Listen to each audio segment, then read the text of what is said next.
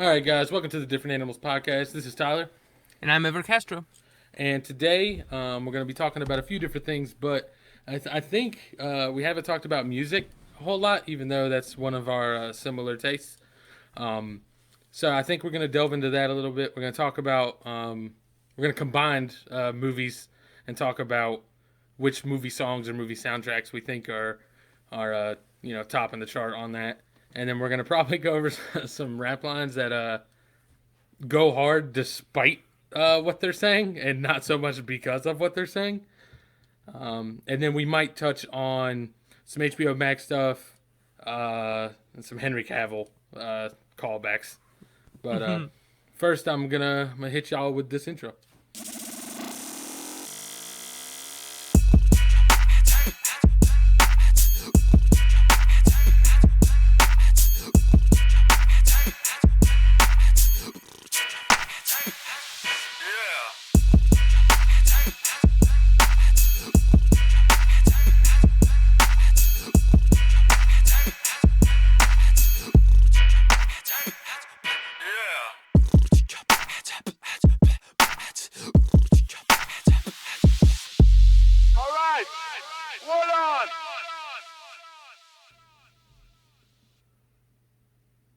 All right, so first thing we're gonna start with is movie soundtracks or movie songs, and you're our movie guy, so I'm gonna go ahead and I'll let you run this one at least to start.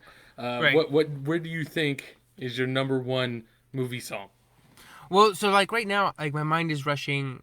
I didn't want to look too many up because then I would be overwhelmed. And so I just wanted to go sort of off the cuff and just think about the ones that when I think about that or about this topic sort of just blast to mind. And there are different types of sort of movie songs. There's like songs that fit or songs that fit a certain scene in a movie and you go, oh, God. And then every time you watch that, you'll hear that song, you go, oh, that's from that movie. And then there's like the soundtracks. But for me, whenever people go, what's your favorite song made specifically for a movie? For like, it's like either sung like Shallow from A Star Is Born, or I don't know. I can't think of another one that's like. All I can think of with Shallow is Jesus doing. Oh yeah, doing Shallow.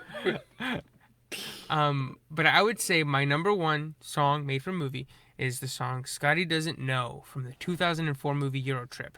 Have you seen the movie? By Matt Damon. Matt Damon. And so this is great. This song is great because not only is it the best a song made for specifically for a movie, it's also the greatest cameo of all time. So if you haven't seen the movie, it's like one of those early 2000 teen comedies, the raunchy ones where they would release the unrated cut on DVD like American or whatever. Pie. Like that's it's like American that's Pie what in spawned Europe. the genre, right? Right, exactly. You had dozens of those. And so it's about, four teenagers that go to Europe to get this guy, to get the girl for the protagonist. But before all that happens, this guy, the protagonist Scott, gets dumped by his girlfriend on their high school graduation, and they go to a party that night, and there's a band there, and then you just hear like the mic tap, and then it's fucking Matt Damon, bald headed with like lip piercings, and he starts singing the song Scotty Doesn't Know, which is about this guy, this band singer banging the girlfriend of the guy. And so he just goes into detail as to how he banged her on his birthday, and she told him he was at church, but he doesn't know that she's still on her knees and stuff like that. So it's have you seen the movie? Have you seen the movie, or have you heard the song? I have heard the song, and I've seen like clips of Matt Damon like just wilding out. It's like so sticking funny out his tongue, right? Like, yeah, and it's amazing because I wish I could have been at the theater to watch this for the first time, 16 years ago. Just so I could be like, oh, there's a bunch of nobody actors, in a teen comedy. Then fucking Matt Damon shows up.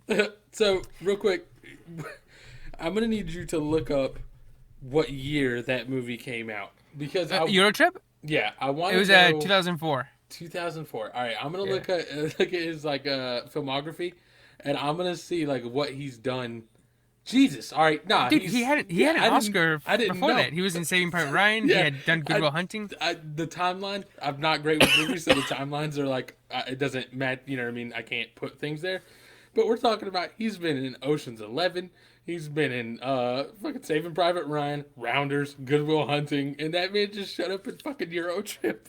And the amazing part is that, so that's not the only movie where he has a great cameo. Spoilers, well, slight spoilers if you don't want it spoiled for movies where he makes cameos in 30 or like for 30 seconds. He's also in Interstellar at the end. Have you seen Interstellar? I Spoilers, haven't. sorry. So he Boy, shows this up at whole the thing, end. real quick, this podcast, a recurring theme in this podcast is going to be you naming critically acclaimed movies that everyone's loved and me being like, no, haven't seen it. But just in case, I just want to make sure, just so you No, can be I'm like, with you. One yeah. of these days you're going to name one, I'll be like, yes. And so he has a cameo in that Thor Ragnarok. He has a cameo in that. Wait, He has a cameo in Where- Deadpool 2 under a what's bunch of his, makeup. what's his cameo in Thor Ragnarok? It's when Thor shows up at the beginning and they're doing a play about. Oh, yeah, that's right, right. And Yeah. he's playing, He's playing Loki. yeah. Who's Yeah. playing? There's somebody, it's another cameo playing. It's Thor, right? another Hemsworth, the other Hemsworth, Oh, okay, the third yeah, that's Hemsworth. right. Yeah. Yeah.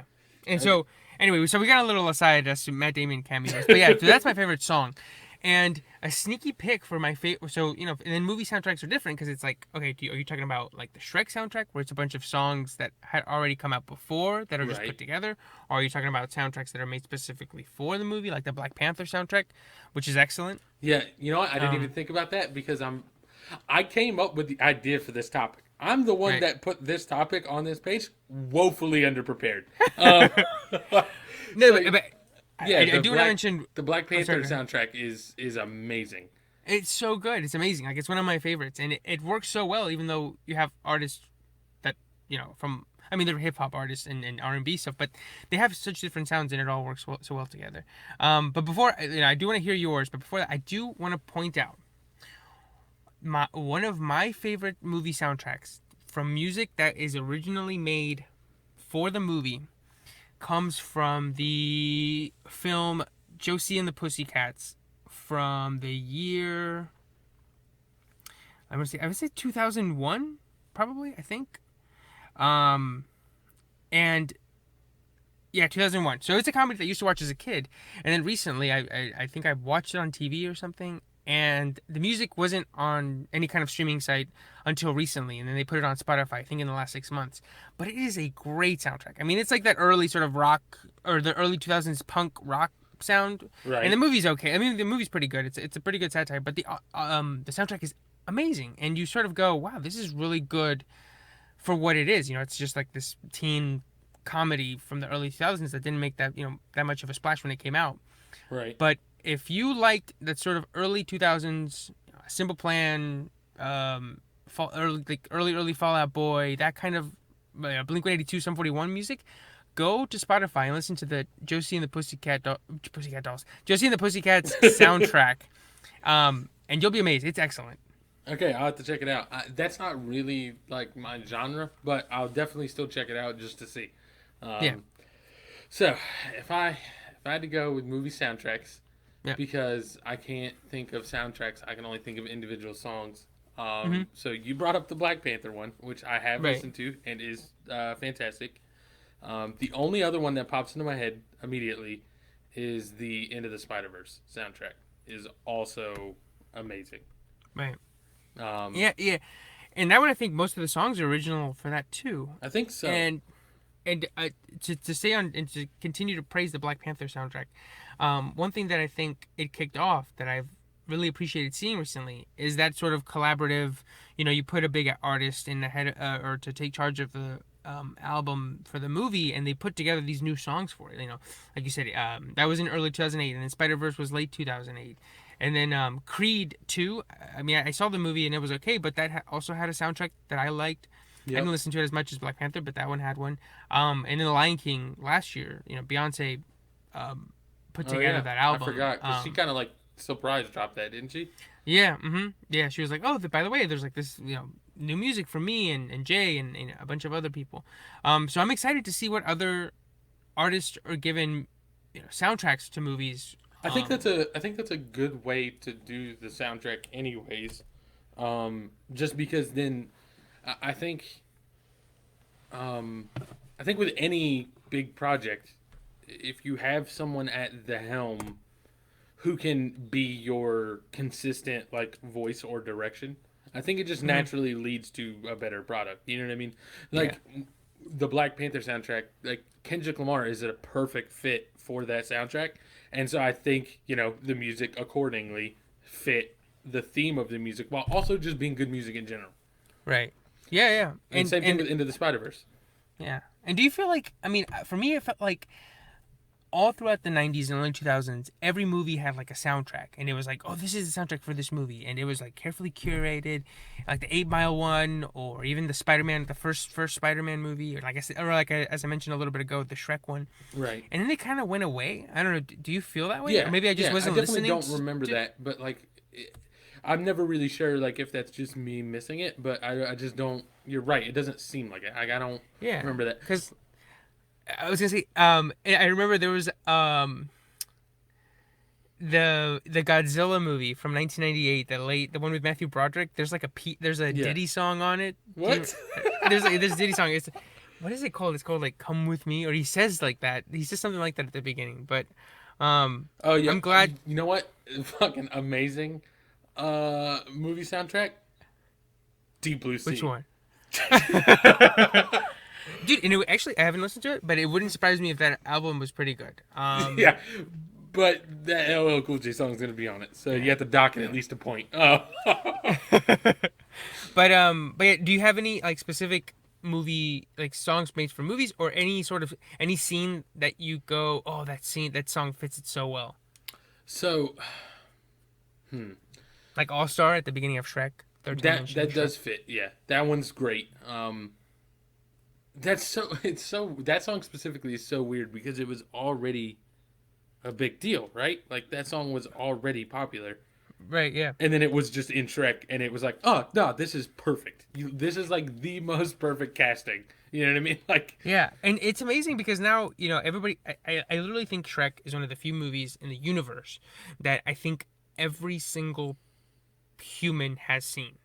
Like, I can't think of it. Like, there's no way. Like, if somebody was like, "I've never seen Shrek," I'd be like, "How are you alive?" Like, maybe they're super young and they haven't watched it, but like, imagine there's not a single person who hasn't seen Shrek.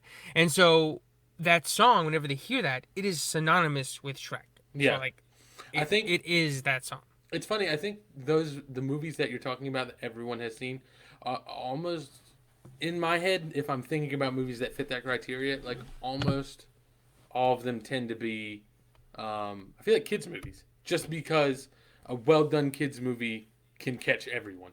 You know what I mean? Right. Like you can get people of all ages with just innuendo, or you know what I mean, just like it's still intelligent humor within a kids movie. And then if it's animated well and has enough just simple slapstick stuff, you know what I mean, it appeals to everyone in between. Yeah. The Space Jam soundtrack, that one's great too. Yo, the Space Jam soundtrack is bumping. With I believe I Believe I Can Fly by Redacted. Yep. I guess yep. So I guess the soundtrack sucks now. Yeah. But yeah, I mean, I'm thinking right now, like, there's like so many songs that I think are so good, that were made specifically for movies. There's like the song, Pop Star, the movie about, with Adam Sandberg. Adam Sandberg, is that right? Andy Samberg. Okay. Andy Samberg, where he plays that, Justin Bieber like pop star. I haven't Those seen songs are great. Oh, dude, some of the songs are so good. There's one called Mona Lisa about how it's a song about the painting and about how Mona Lisa isn't that attractive and that she's kind of ugly. But yeah, that whole soundtrack is great. But yeah, I guess if you had one thing to take away from this discussion about movies, soundtracks is, that the music is sometimes better than the movie. Absolutely. But the soundtrack... Not in the case of Space Jam. I know you hate Space Jam. Oh, I'm not letting you get away with that one. It's okay. It's all right. Yeah. It's amazing. That movie is my childhood. My nostalgia glasses will never come off. But I also I want to mention, whenever songs show up in movies that you don't quite expect, right? Like it's like a hip hop song in like a historical movie or something, or like right. I'm trying to think. Like all of Hamilton. Right. Yes. Yeah. Like that. Yeah. So but you had mentioned to me before one from Django. Yeah. Real quick before I get to that, just because Yes. we brought up Space Jam, the best song on Space Jam, since it can't be I Believe I Can Fly, is Hit 'Em High. That song is straight fucking bars. You know nothing about that. So that, and then yeah. So, oh, and also bumping song, terrible movie, Wild Wild West. That Will Smith Yes, killed that song. yes, That movie right. is terrible. That Oh, movie's awful, which is so interesting because it's pretty much the same kind of song as Men in Black, which is also great. But the yeah, movie in that is great. right. So So, that's what the world is missing. It's missing more Will Smith movies that have a song tie into them. exactly. Where is my Hitch song? Where is my I Am Legend song? Where's my Hancock song? The Hancock, yeah, yeah. I can. Oh man, I just literally had a flash in my mind of him doing a dance for the I Am Legend, and they have those horrible CGI zombies in the doing background dancing. That one with the giant mouth that has a huge mouth for no reason, and he's just back there dancing. There's one just banging its head on the fucking glass like it does in the end of that movie. By the way, That's how the I'm beat Legend. starts. Real quick, I'm Legend, worst movie ending of all time. All right, so Oh, so oh my gosh, it's one of those movies that is it's like starts off amazing. I can't. Hancock is another one where the first half is so good, yeah, and then the second half they just kind of it peters out. But no, yeah. yeah. That's Why another doesn't discussion he for another just day. go through the crawl hole and drop the grenade? Why did he have to tackle the zombie with the grenade? And also the new so just to go on a little side note, I know we go on these a lot, but just to go on a little side tangent, the movie is called I Am Legend because the original ending is that he realizes that he is those monsters' boogeyman. So at the end of that one, at the end of the original ending, which tested terribly, and it's on the DVD if you ever want to watch it or on YouTube at this point, Mhm. those aliens come in and the alien or not alien, the monster, the main monster is pissed because Will Smith killed his wife or partner, I think. Oh. And so it turns out that the reason it's called I Am Legend is because he is the legend of them. Because for them, they're the society, and Oh. then when they're sleeping, this guy comes around and kills them. And so that's the original ending, and it's supposed to be like poetic, and be like, whoa, like So that I'm really ending like, does totally give me the whoa, but 100% understand why that tested like shit. You yeah, because people can't. will be like, what the fuck is this? I'm here to see him shoot up some zombies and sacrifice himself for no reason. Which goes against his character arc because it was supposed to be he's living for himself and then he chooses to kill himself after his dog dies, but then he has a new life, a new purpose to get these people to safety, and then he kills himself at the end. So it's like it doesn't. Anyway, that's enough. All right, I imagine talk so for now. sorry. So Django specifically. Yes. So the song in Django. First of all, I've heard that Quentin Tarantino takes a bunch of time, like selecting his music. I've heard that he selects the music before he plots out the scenes, and then like plots out scenes so that they match the music. I don't know how true that is. I feel like I Yeah. read that in an article. But either way, one of the most amazing soundtrack songs, in my opinion, I legitimately love this song, is "100 Black Coffins." If you can find it on Spotify, definitely starts out a little racy. The very first words are "You are one lucky," real iffy off the bat. But the Rick Ross, whew, my voice cracked. Rick Ross killed it. Um, and it got me thinking because I have another friend that loves that song and also loves Quentin Tarantino movies, and we always laugh about this one line.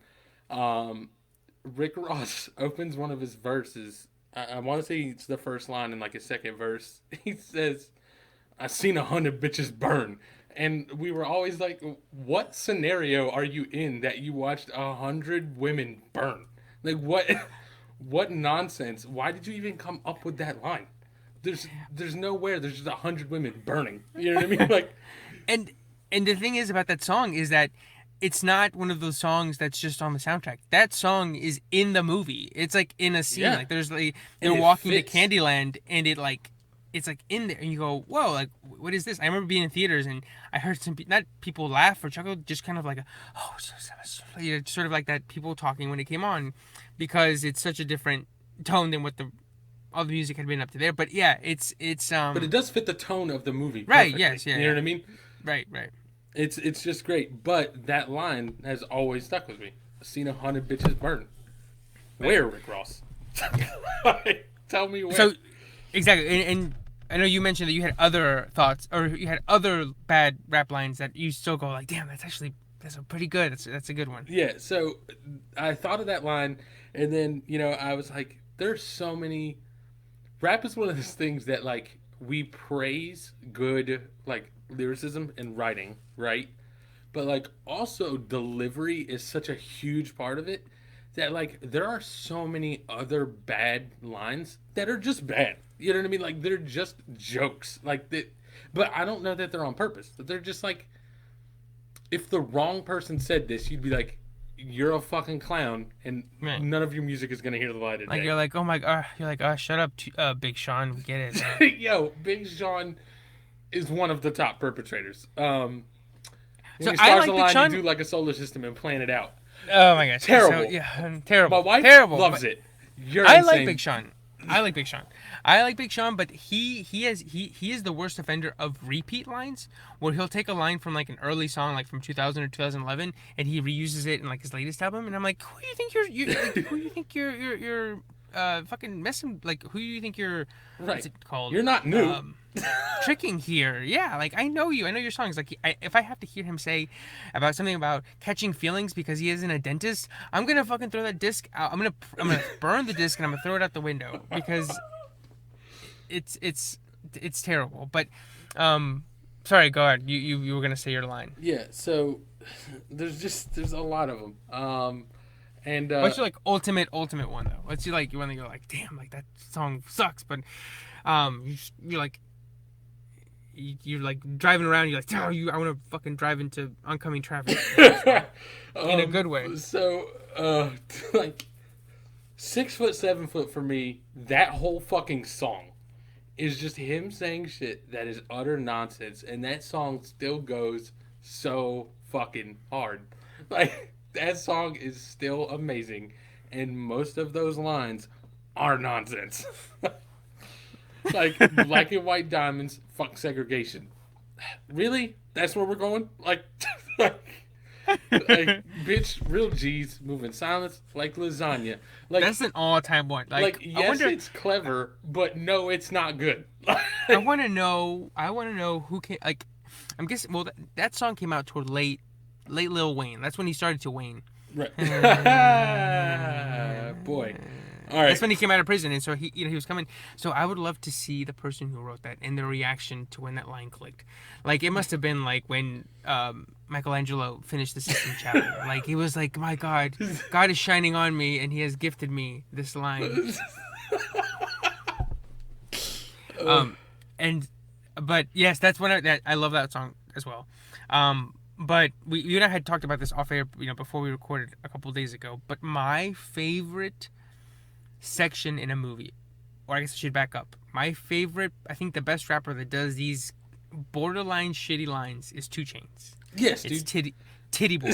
Yeah, if your rap name was ever Titty Boy, you fucking live off of these lines. And he's still making such good music, and he's sort of been flying under the radar the last 10 years. But the best little section that he ever had was in the song All Me by Drake off of Nothing Was the Same. Right.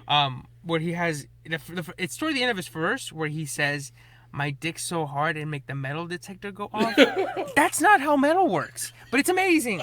And then he says, "Givenchy, God bless you," but he says it like a sneeze. Yeah, He says, "Givenchy." Givenchy. God And you're bless like, you. oh my God, where has this been my whole life?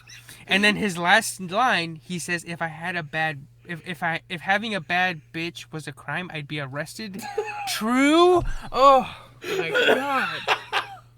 It's that 2 fucking meme of. Chainz. Oh. It's that meme of SpongeBob blowing in and out the smoke.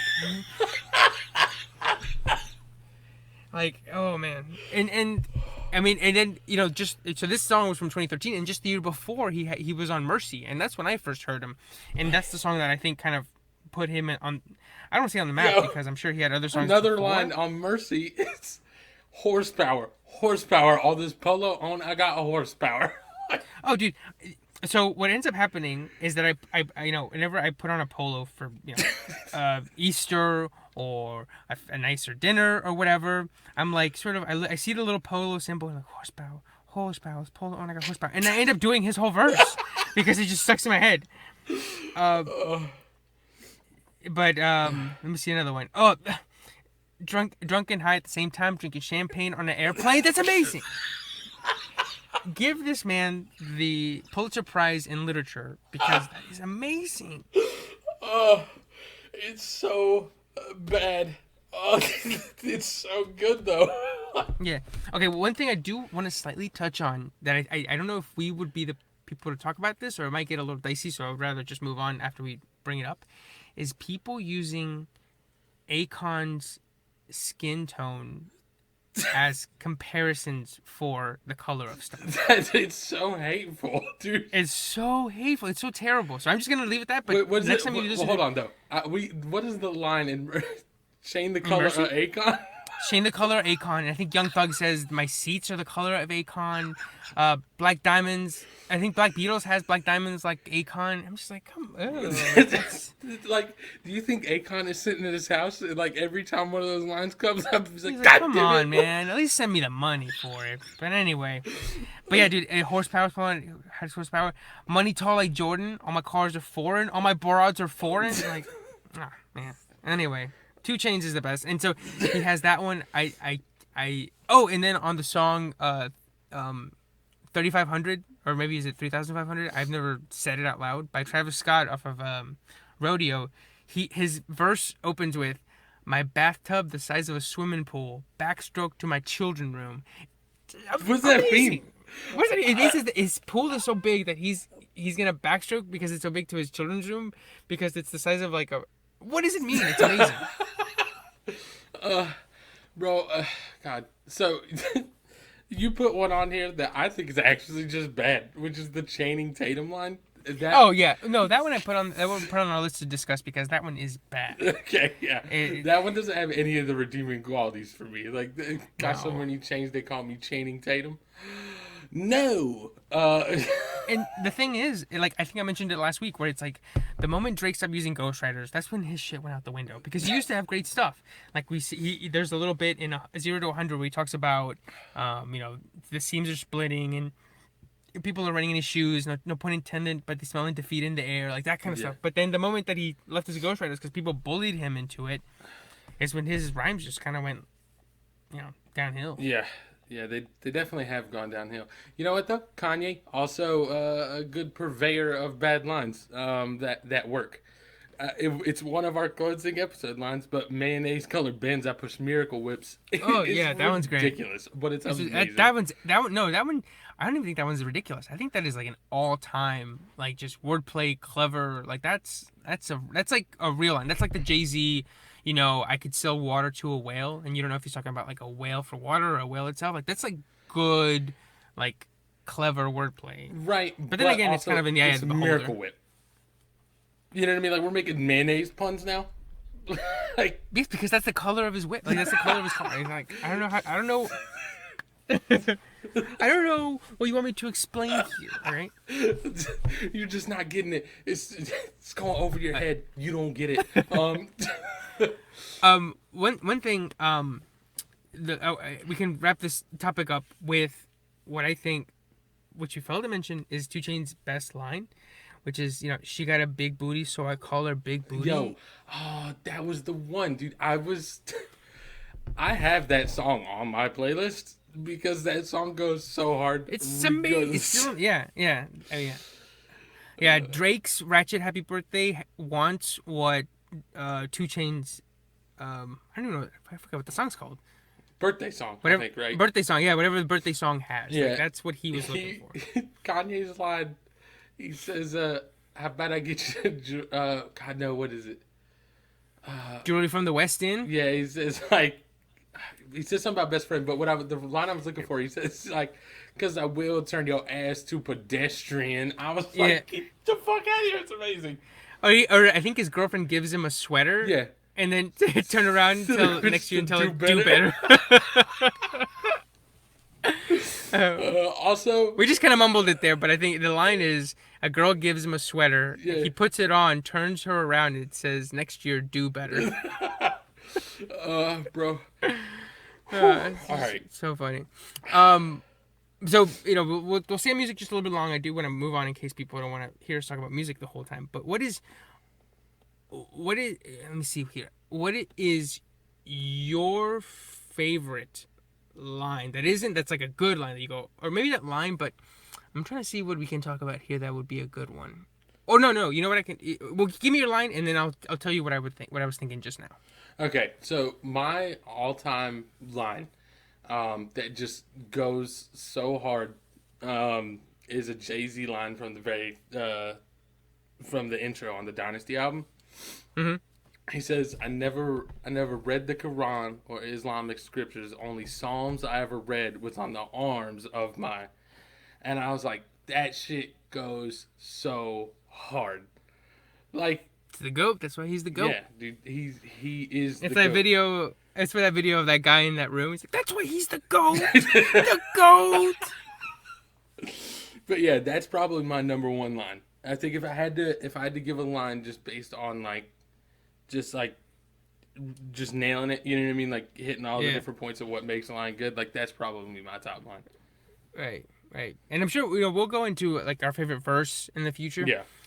But one thing I do want to note is, we were just talking about Big Sean, and I want to point out how bad I feel for him sometimes because he has some good verses here and there. I mean, he has a good verse on Mercy.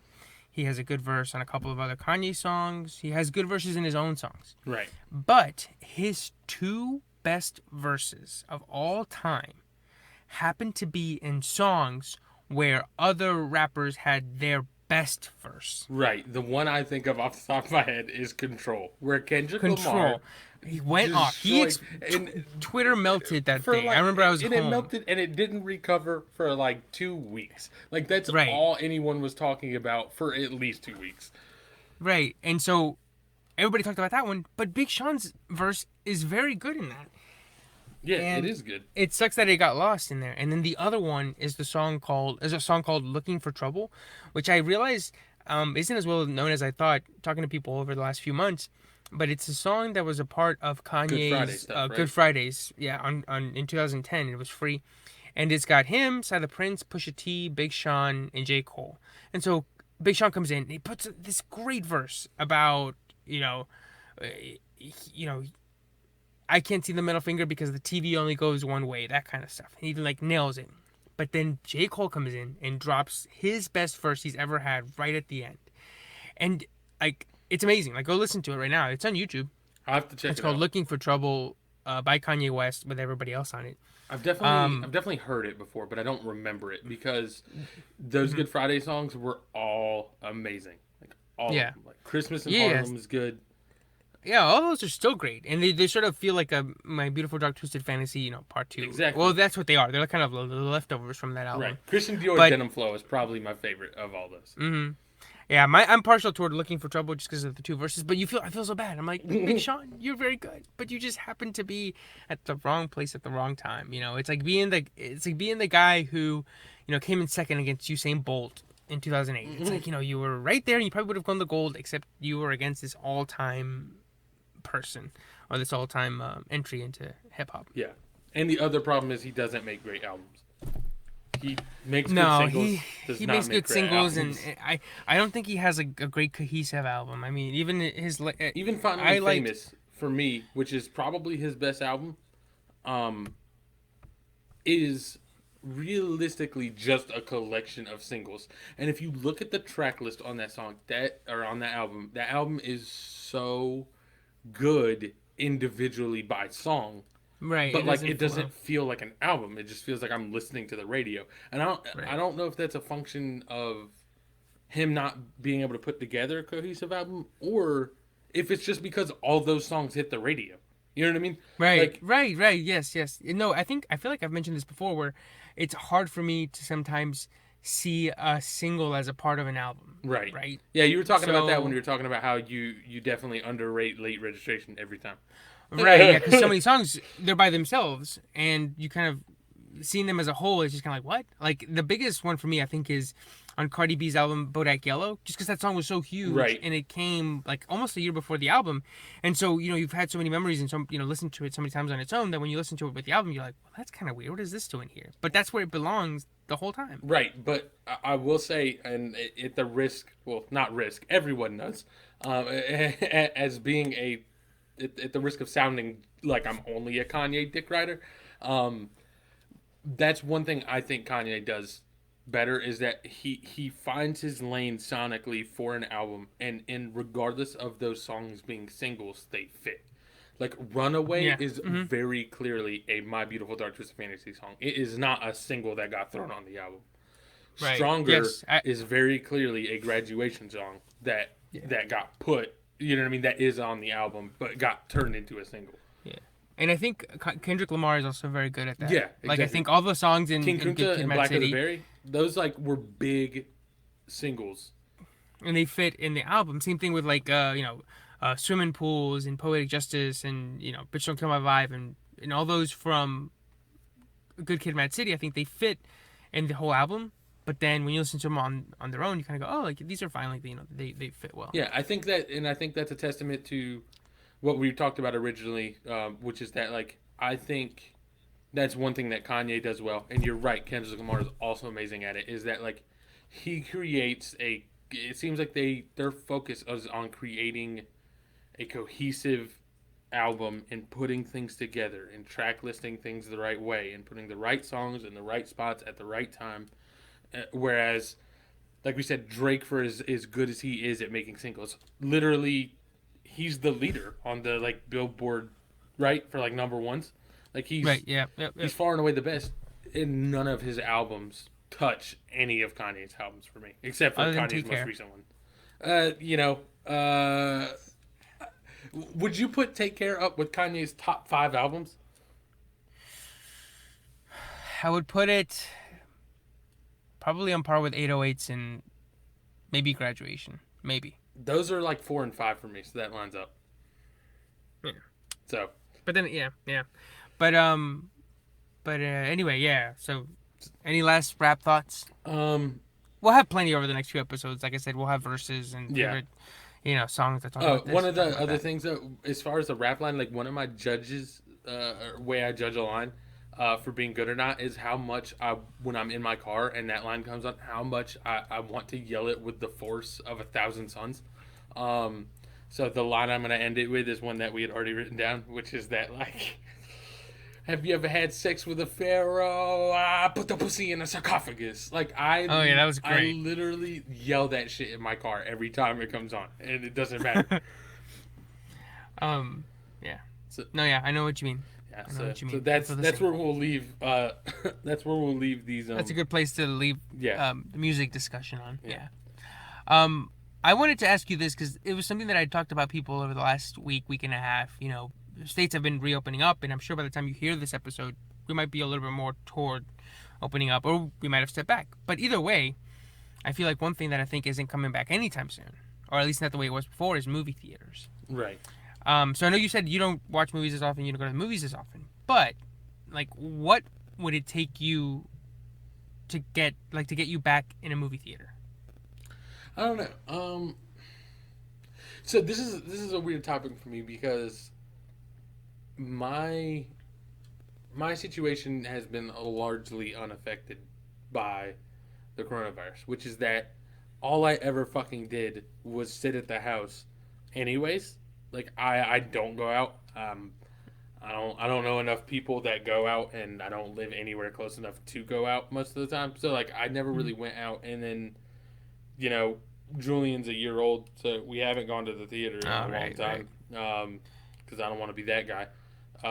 But I mean, realistically, I mean, as long as a theater can give me any sort of like just distance, you know what I mean? Like I saw Mm-hmm. one article that was like there was this theater that was taking out seats and setting them up, or Yeah, like yeah, yeah. leaving seats in specific spots for like 2 or 1 person. You know what I mean? That are Mm-hmm. distanced correctly. Like that wouldn't bother me. You know what I mean?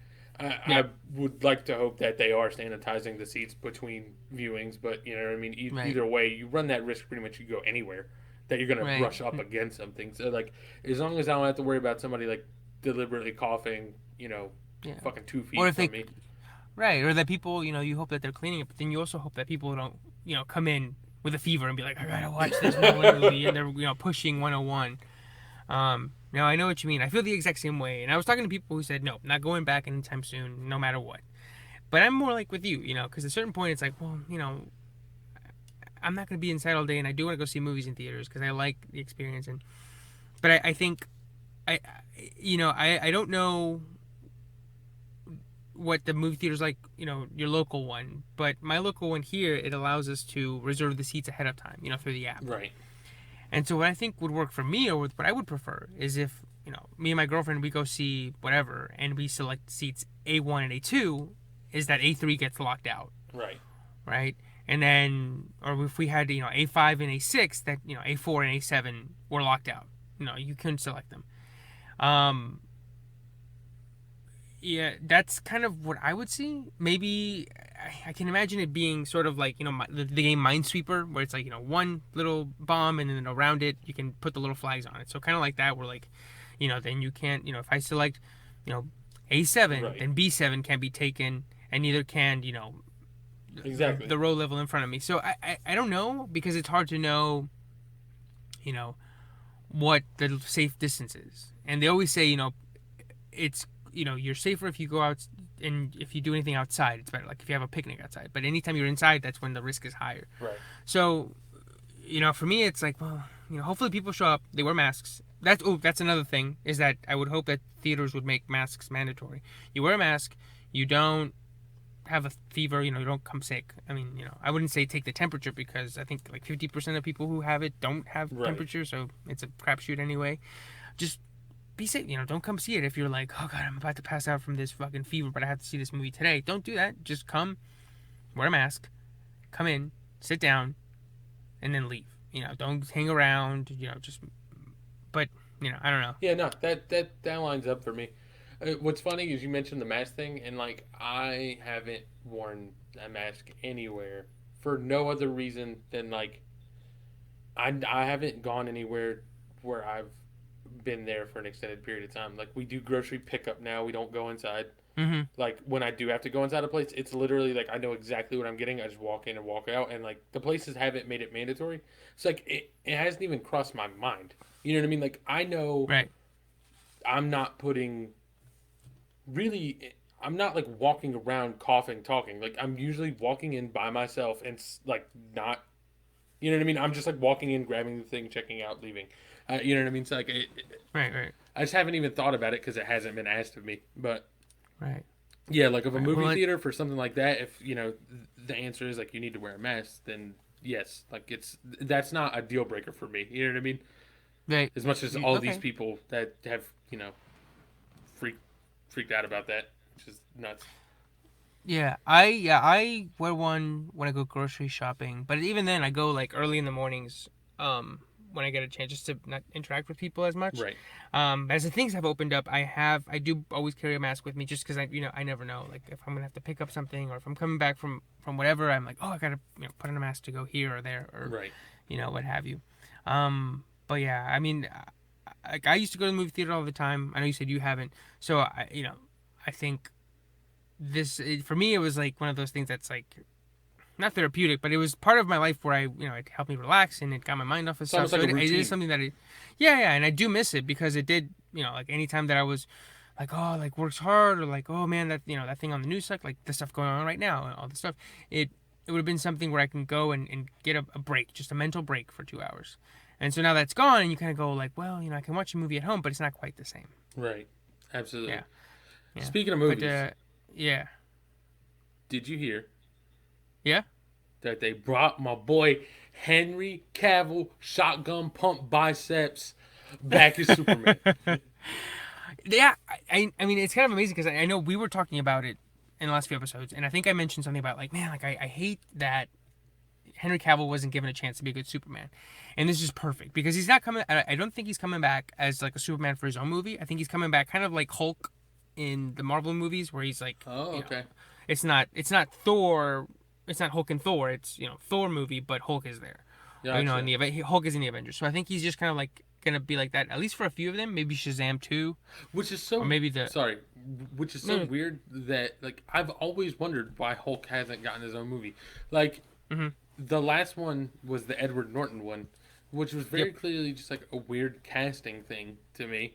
And like Edward Norton has been known to be Yeah. difficult to deal with, and like wants a lot of control over what happens. So like and also that movie wasn't like terrible in my opinion. Like, No, no, so it's like I can't it's believe they haven't even tried to give it a shot. You know what I mean? right. Especially with how popular Hulk has been in the grand scheme of Ragnarok, the Avengers. You know what I mean? Like, I can't believe Yeah. that hasn't been a thing. But sorry, So Shazam. the Oh, go ahead. yeah, I was gonna say, the reason that they can't make a Hulk movie is because they don't actually have a rights to a standalone Hulk movie. Really? They have the rights. They have the rights to the character to be in other movies, but they can't make a movie about Hulk. At least not yet. I don't. I don't know when the rights go back to Disney, but right now the rights are at Universal. Oh. So so they made the first like the shitty 2003 one, the one where he fights a rock monster and he Yeah. fights those giant dogs. Yeah, they made those, and that was terrible. And they made another one in 2008, which is part of the Marvel universe. But I think that was the first one, right? I think that was before Iron Man, wasn't it? it was the same summer, so Okay. it was like a month or two after Iron Man, but it's still Universal. Um, and so what happened was in I forget if it was in 2011 or 2012, Disney buys Marvel Studios. But up until then, what would happen would be kind of like how Pixar was before, where they would make their own movies in house, and then they would team up with a distributor to put out the movie. So Marvel made the movies. Marvel made Iron Man. They made Captain America, and they made Thor. But then Paramount would put them out because they have the connections to the theaters. Gotcha. And then for Hulk, for the Incredible Hulk, they had to work with Universal, and Universal put it out. But somehow, all these rights entangled and all that shit, the copyrights or whatever, they can't do a Hulk movie until Universal lets them, or they have to work with Universal, kind of like how they did with Spider-Man, Right. because So they had to work with Sony to do Spider-Man. right. So I actually just Googled this, and according to this article, um, they finally own the rights starting the beginning of this year, like early Oh, January sweet, this year. So this would obviously be too perfect. early for them to announce anything. You know what I Oh mean? yeah, But it could definitely be in the works, which would be especially with awesome. everything in a standstill the last 3 months. Right. Yeah, Absolutely. So maybe yeah, maybe we'll get a Hulk movie. That'd be dope. yeah. But Henry Cavill's back, and I'm so excited because we're gonna get a person who at least the bar is low. So for a director to get Superman, just to have him smile will be enough for me. Yeah. Yeah, dude, he can be a good Superman. Well, I say that, but like realistically, I don't know. I thought he could be a good Superman. No, yeah, Has he really and he's acted very in charismatic. anything like other He, than the Superman movies though? I was gonna say he was in the movie The Man from Uncle with Army Hammer, and I actually just watched it recently, and he's very good. He's very charismatic. I mean, he's like this big, tall, hulking man, and he's a lot like Daniel Craig, I think, and Uh, maybe not as good of an actor, but like the charisma's there. So it's like right, one of those things that he just has to be given a chance to be charismatic, right, kind of like Chris Hemsworth with Thor. exactly. I think that's another thing. Like Daniel Craig made it work for James Bond, but like I feel like his charisma has become much more stated and like his more recent stuff. Hmm. Um, I haven't watched Knives Out, which I think is the most recent one with him that I can think of at the top of my head, and I want to see Yeah. that. And that was done by Ryan Johnson. Hmm. Hmm. So I definitely want to see that. But like one of the movies that I was shocked by how much I liked it was Logan Lucky, and he's amazing Yeah. in that movie. I was just gonna say that when I was like, if you haven't seen Logan Lucky, it's the same accent as he does in Knives Out. That sort of country fries. We're gonna steal this money from the Lowe's 500 Speedway. It's such a ridiculous accent. Like, And it's kind of funny that it's like he has two movies where he has accents, but it's the same one. Like he didn't even make it less twangy, maybe more right? southern. He was like, "No, fuck It's that, just like just the bring same. it." I got the foghorn leghorn boys.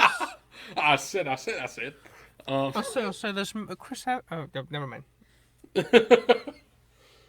so yeah, nah, like Daniel Craig definitely has a little charisma, and I think it would be cool to see Henry Cavill get that as Superman. Yeah, definitely, definitely. And then and then Warner Brothers is doing it.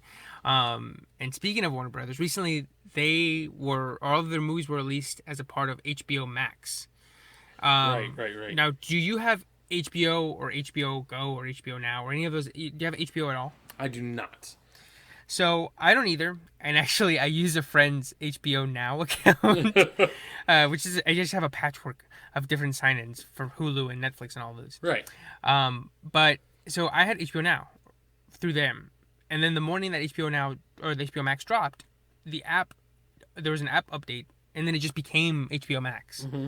which was awesome. But they have, dude, they have everything, or they're going to eventually have everything Warner Brothers, and just like every like it's kind of hard to know, like, well, this is a Warner Brothers show, but they have like The Big Bang Theory, they have Friends, Yeah, for and they me, have my problem with HBO Max has just yeah, been that like they've they've advertised like we have Friends. I'm like that's cool, but like I don't really want to see Friends.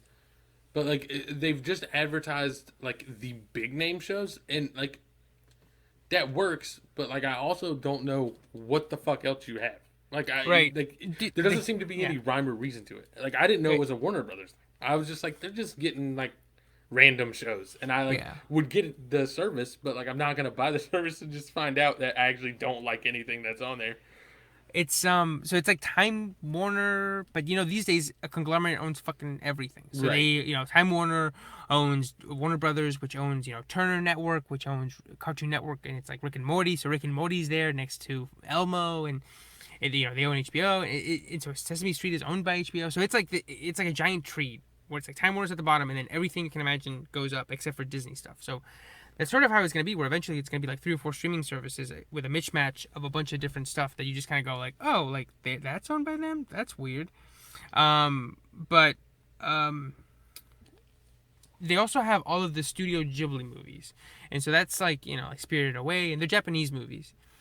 But the one thing, I haven't seen them, and I do want to eventually watch them. I've only seen Spirited Away.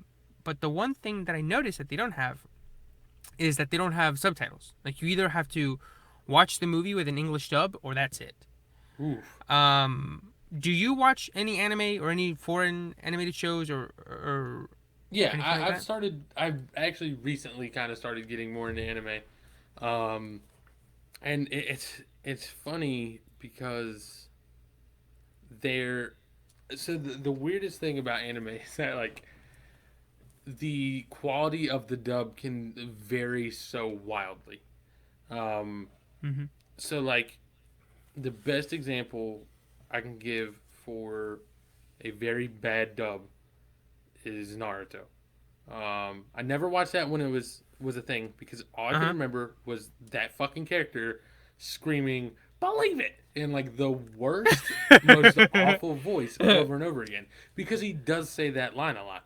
But Uh-huh. like because the voice acting was so bad, I was like I can't fuck watch this. Like I tried to watch one episode once. He said it like 2 or 3 times. Like I'm done. Um, but then like there's a show I watch called My Hero Academia, and that actually has a really good dub. And so like lately, it's kind of been that like anything that I watch with my wife, I generally try and watch dubbed, just because like I know it's easier for her to watch, and it doesn't bother me either way. Mm-hmm. Um, but like it seems nuts to me that you'd make the decision to get those movies, but not be able to have them subtitled Or because not like have for just even whoever that's offer it. for, you know what I mean? Like Right. the people that are going to want to watch that movie on your channel are probably the same people that could very easily be like, this dub is trash. Like, I don't want to listen to it. Right. I would just go find it on like 1, 2, 3 movies or whatever and watch the sub. Right. I haven't watched enough anime to really have a decision or my mind or have a preference. I prefer subtitled, just because I don't want to. I'd rather read it and sort of have my own reading on it, if that makes any sense. Right. I think dub is hard sometimes because like It's interpretation. They're right, doing and they part make of the stuff. interpretation for you. Right, exactly. And they make stuff fit that maybe didn't fit before. And maybe the reason I'm so sort of hesitant to just fully accept dubs is because when I was a kid, we would watch a lot of the movies in Spanish, and they would be dubbed in Spanish.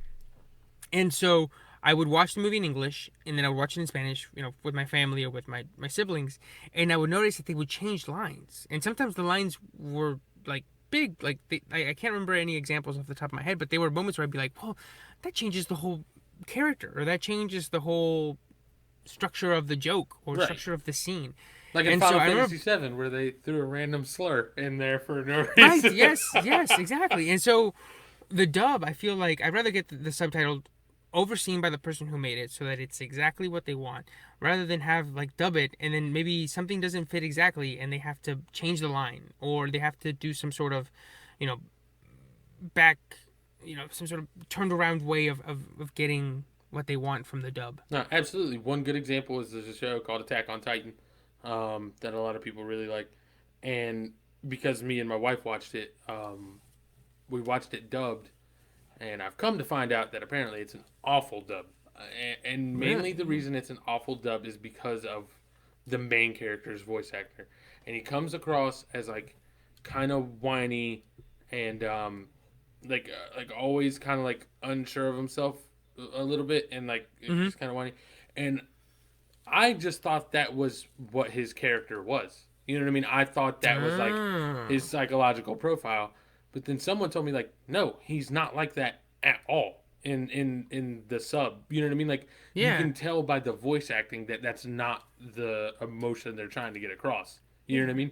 And so I was Yeah. like, I basically have a whole different view of this character now, That's what I having was watched gonna it say. in Is that dub. it feels but you're probably watching a completely different show, or like maybe the show you're watching is like just literally just different than Right, what you were watching otherwise. right. You know. It's like the same It's actions are fascinating. happening, but like motivations feel different. Like you know what I mean? Like Exactly. all of it comes off opposite of It's, how it normally was supposed to. and those examples, I mean, just the ones you've given me, make me go. Well, then, what is HBO thinking? Not giving people the chance to do, subtitles, and not just subtitles, but subtitles in different languages. Right. And that's one thing that the app, just from sort of scanning it over the last week, is it is way behind Netflix or Disney Plus when it comes to languages. Like for me, so my parents prefer watching movies in Spanish. And if I go to Netflix, their Netflix has subtitles in Spanish. For the descriptive one, where people who maybe can't see, they have the descriptions as to what's happening on screen. They have it subtitled. They have basically every language: Chinese, German. Same thing with Disney Plus. Disney Right. Plus gives you options like up the ass of languages. HBO Max has none of that. And so if I'm like being like, well, I'm buying this thing package for my family, I'm gonna buy Netflix and Disney Plus before I even touch HBO Max, because it's like I don't want to be like, all right, mom, well, they have Spanish subtitles, and I know you want to watch it in Spanish, but sorry, it's like I don't want to do that. Then I might as well just go to Netflix. Right. Exactly. Yeah. That is a very odd thing, especially because it's not like fucking HBO is out here like struggling. You know what I mean? Like Right? Yeah. Exactly. Yeah. it's Yeah. not I like they mean, lack maybe the funds to make it happen. well, they don't have Game of Thrones anymore, so they're like, we Uh, need a cash cow. We need something to What's on their network now? What do they have? Any like big name shows? Is Westworld on their thing? It is, and the third season just ended, and it was just okay. But Yeah. they don't have like they don't have like The Sopranos. They don't have a big one. I mean, they have Insecure. Um, One of their big ones I yeah, remember was Deadwood. But that was a while ago. But like I yeah, remember, but they don't have those anymore. They right? don't have The Wire. They don't have Entourage. Um, I mean, the best stuff that I've seen recently on there has been like Chernobyl, the one about the Oh yeah, Chernobyl I disaster. heard That one about was that. I great, but haven't that's watched it, but it's a short series, so that's done.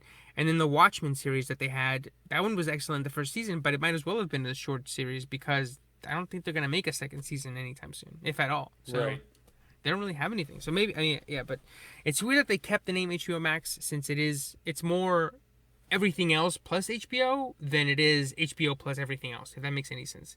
I'm surprised they didn't name it like Turner Max, or I don't know. yeah. I didn't think about it that way. Maybe, and it's because I didn't really understand like how the shows were being decided that they had. Exactly. Um, Right. And that's another thing. The rollout was terrible. That's what I'm saying. Like, yeah, you're somebody who I feel like, sort of knows at least, like I you know said, you of don't stuff. of stuff. You don't watch, you said you don't watch movies, but I can talk to you about this and you sort of get it. But you like you I said, had no you've been fucking talking idea. to It was like, okay, they got right HBO, they got Big Bang Theory, and Friends. and friends, and it's maxed somehow. And I don't know if I have it or if I don't, and if I do, how do I get it? So it's like it was a horrible rollout. Compare that to like Disney Plus. Do you have Disney Plus? But I don't, but I can promise you I understand everything that's on it. Even I right. understand the stuff that wasn't on it at launch. Like I knew that when it launched that the Marvel movies were still going to be on Netflix because they had to run out the contract before it could move over to Disney. Mm-hmm. You know what I mean? Mm-hmm. I had that fucking information, which is not generic information that you would display in a commercial, but the Yeah. rollout in the information campaign was so good that I definitely caught all that, despite having never had that service. Right. They're like, here's what you get. You're going to get Disney, Marvel, National Geographic, and I forget the last one, all in one. Like that, like every single thing had those four. Like, you had fucking like a lion, Iron Man, uh, Baby Yoda, and like Mr. Incredible. It's like, Right. okay, my mind knows what is on this service. Like, thank you, easy to get. Right, exactly. I've thought about getting it because I know exactly what's on it. I haven't thought about getting HBO Max at all because I don't know what's on HBO and I don't know what the fuck else they have. I literally asked. I was like, I don't know how they decide which shows they are, and then I was like, do they have anything good on HBO anymore? There's the fucking rollout. I don't know anything about it. I don't care. They need to put like some sort of FAQ somewhere. Like, what is their front page needs to be an FAQ. It's like, welcome to HBOMax.com. What are we? What are these services? Like, how much is it? It's like $5 a month or whatever it is. Right. I'm not paying for it. Until HBO Max. How much is it? Your friend's password. Oh, okay, cool, perfect. Then we're groovy. We're set. Absolutely. I did want to touch on one last quick thing, if you'll let me. Yeah, absolutely. One last diatribe, or just me, just sort of just word vomiting out a thought I've had this week, similar to my one I had in episode 1 about 1917. Right. I was watching this video by Patrick Willems on YouTube about Little Women, and he talks about why the plot structure makes sense for the movies. And it's a great video, and you should go watch it.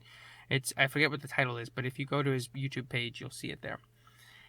And he makes a point at the end that people should go see, that people should watch Little Women, the one that came out last year, written and directed by Greta Gerwig, or adapted for the screen and directed by Greta Gerwig, based on the 150-year-old book.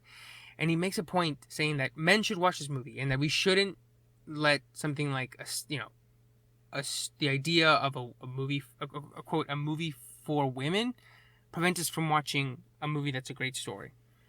You know what? That's a good point, because I don't have any qualms with women. Like, you know what I mean? Like, I don't have any issues. Like, Captain Marvel, people blew the fuck up. I'm quoting you on that. Tyler Graves, I don't have any qualms with women, period. Put that on a t-shirt. All right, yeah. Catch us on a merchandise site that I'm gonna. I was gonna say, that's gonna be our first t-shirt. I don't have qualms with women. All right, so that came out poorly, but like I never have a problem. Like, people blew up Captain Marvel being Brie Larson for whatever reason. Yeah. That never bothered me, but for some reason it just like that Little Women never watched it. It just felt like it wasn't marketed for me. You know what I mean? Like, I wasn't their demographic. And it's not that like I think it's a bad movie. It's probably a great movie. It's just like if I'm not the demographic, I just am not gonna watch it. I'm just not interested. Right. Another one like that is God, what was it? Came out kind of recently. Ladybird. Ladybird, yeah. I've heard it's good. I want to watch it, but like I'm always like, whatever. Like, you know what I mean? Because I don't feel like I'm the target demographic on that one. You know what I mean? Like, yeah. No, yeah, I mean, and Ladybird, there are some that I kind of go like, so there's like Ladybird in 8th grade and a couple of other ones that are sort of book smart that I really appreciate and I like them a lot. And I sort of go, oh, like if this was for, if I was a girl or teenager or a woman, I'd be like, this is more for me, right? And I would appreciate it more. And I do appreciate those movies and I do like them. But for me, Little Women was such a, dude, it is a 5 out of 5 movie for me because it is such a good movie about loss and about innocence and about time sort of slipping through you that I think it's more universal than those, even though it's about just 4 women in the 1850s, right? Right. And like I said, it is a 5 out of 5, just like perfect movie for me. And I was gonna say something just now when you were talking about the movies and it just completely blanked. Jesus.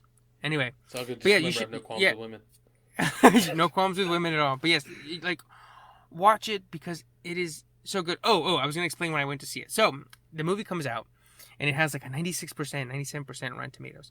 And I knew Greta Gerwig from Lady Bird, which I liked. Like, I thought it was okay. Some people love it. I appreciated it, and I thought it was good, and I liked it well enough. And so I go in, and I'm like, well, let's see what happens. Like, I'm sure I'll appreciate it. So I remember vividly. I'm like, I'm sitting there, and I'm like, 10 minutes in, 15 minutes in. I'm like, all right, this is all right. 45 minutes in, I'm like, okay, this is getting pretty good.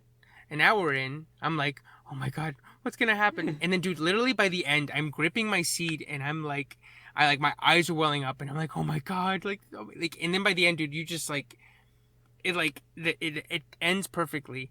And then by the end, I was like fully invested. I was like, "Oh my gosh, you better take back Lori. If you don't, I'm gonna fucking jump through this screen."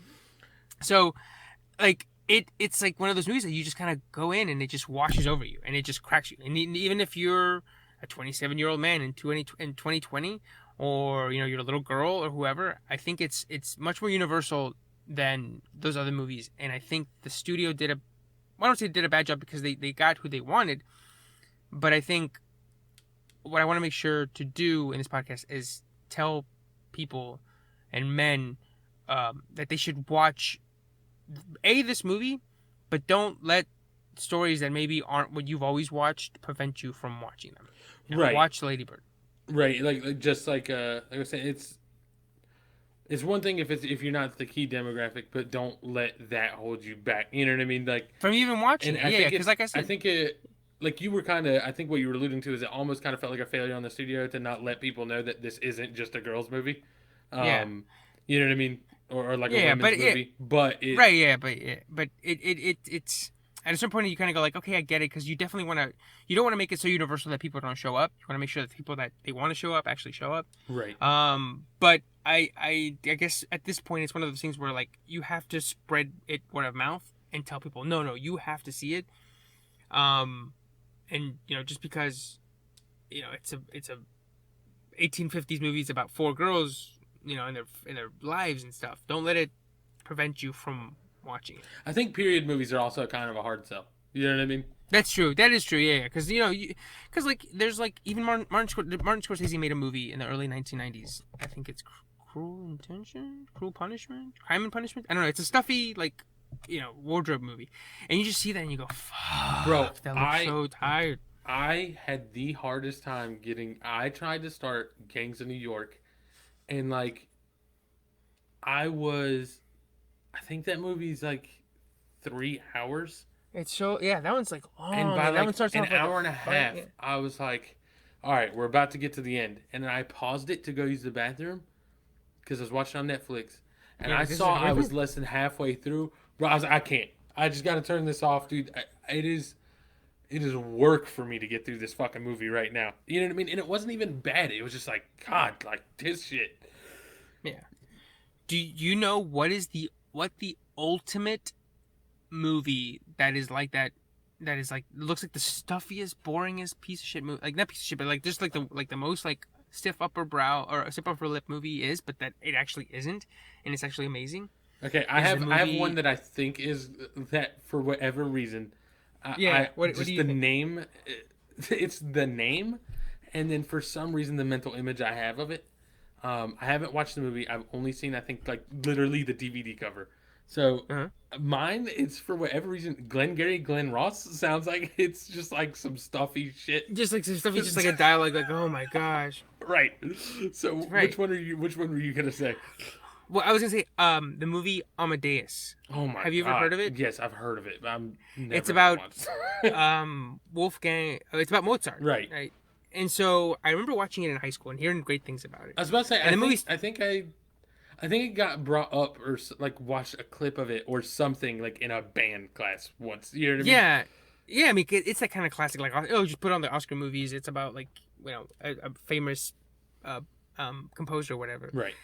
But that movie's great, and it like moves, and it's fast, and it's about jealousy and this guy who like hates this guy for being so good at it, at doing what he does. But it, like, the movie starts and it's like it's kind of like the stuffy, like sort of orchestra stuff. But then Mozart shows up, and he's not like, I don't know how to explain it. He's like foppish, and he's kind of like, he has this goofy laugh, and he seems like he's from a completely different movie. But it's great. And so, like, but anyway, this is just a long way of me going back to saying, like, just because a movie is old and looks stuffy, it is hard to get into, and not all of them will be great, but there are some that are great. Don't let the stuffiness or the appearance of it prevent you from enjoying a good story. Definitely.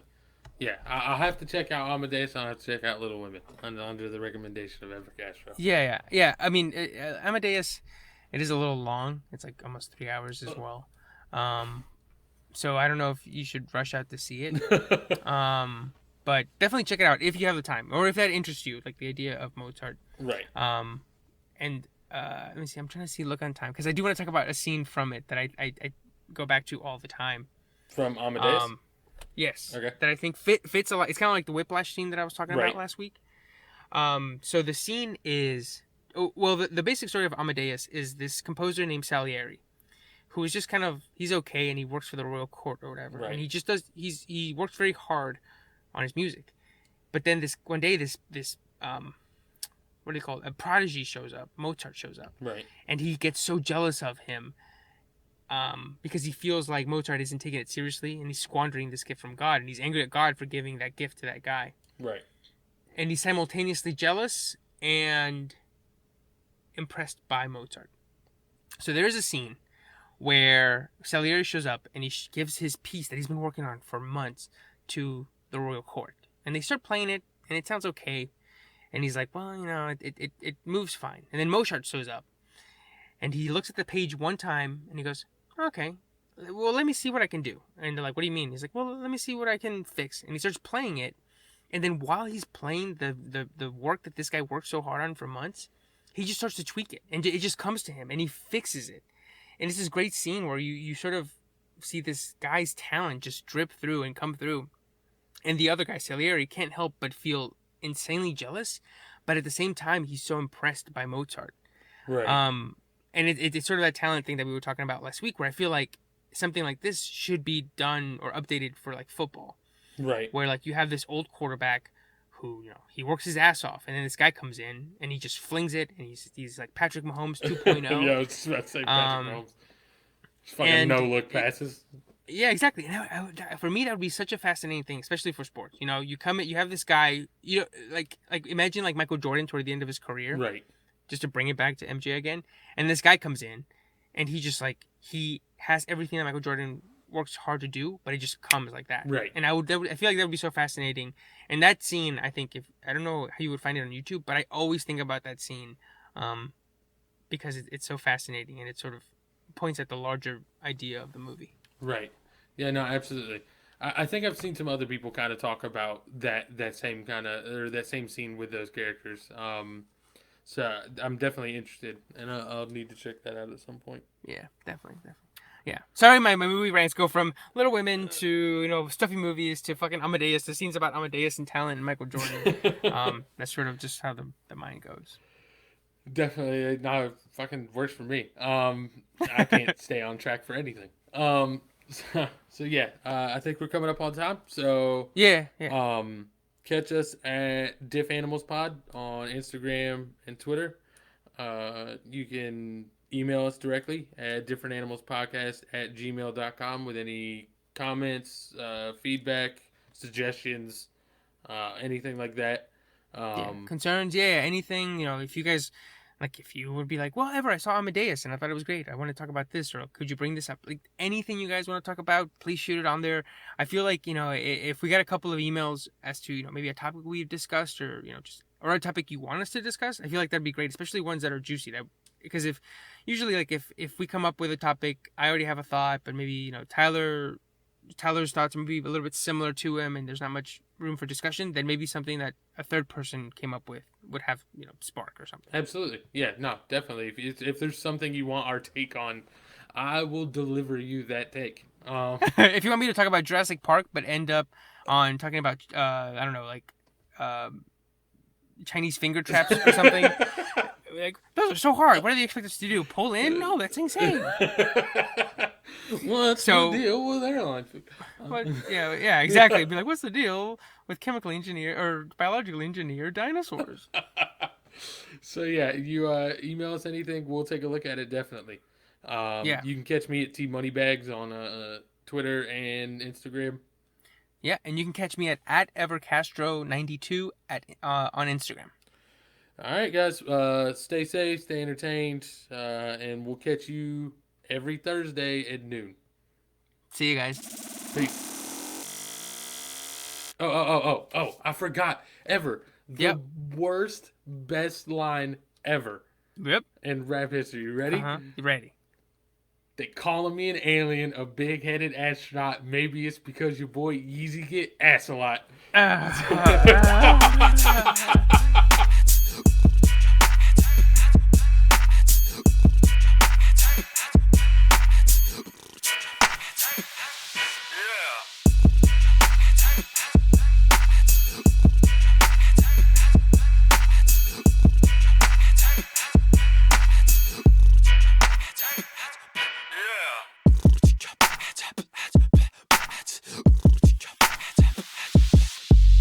All right, hold on.